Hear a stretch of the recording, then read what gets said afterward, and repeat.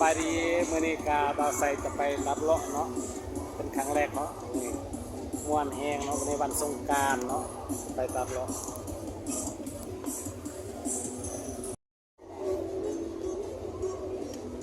นี่คือว่าใต้ครัวเนาะ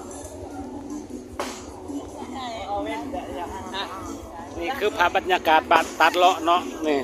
ตัดเลาะบ้านแสนว่างเนาะเมืองเรางามแขวงสารวัตร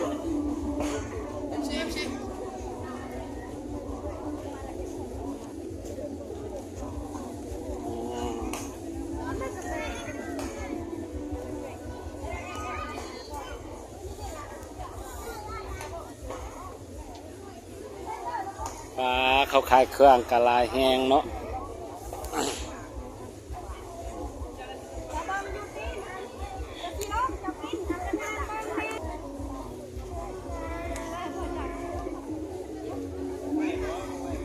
นี่คือภาพบรรยากาศตัดเลาะเนาะคือว่าคนอัดแห้งเนาะลายแห้งเขามาเที่ยว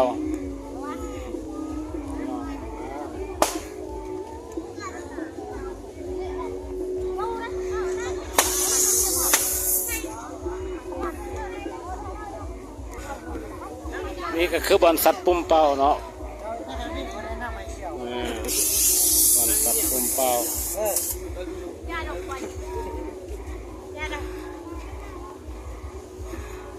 อันนี้ขายเครื่อง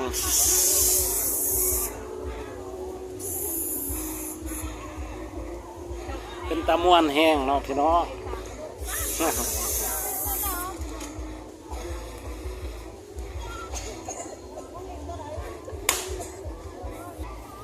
โอเคนี่คือบรรยากาศหอตัดเลาะแล้วโอ้ยเสียงดังสนั่นม่วนแห้งเนาะพี่น้อง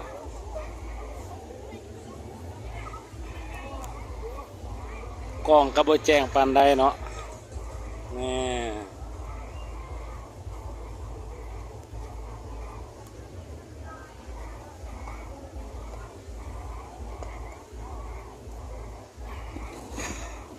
บรรยากาศตัดเลาะ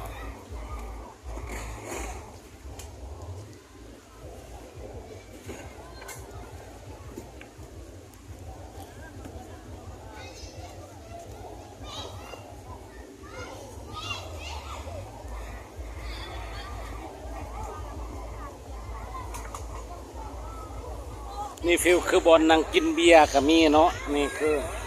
บอนนั่งกินเบียร์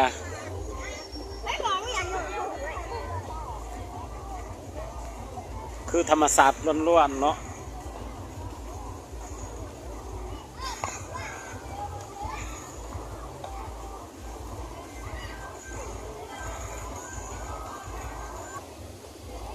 นี่คือตาดเนาะนี่ตาดเลาะฮอดอีกแล้วนี่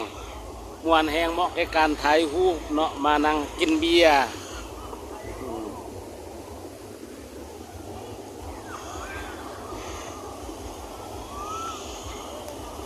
นี่ผิวบรรยากาศ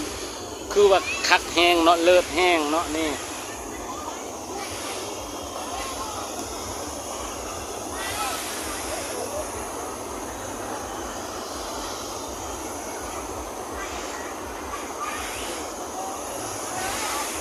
นี่คือภาพบรรยากาศตัดเลาะเนาะ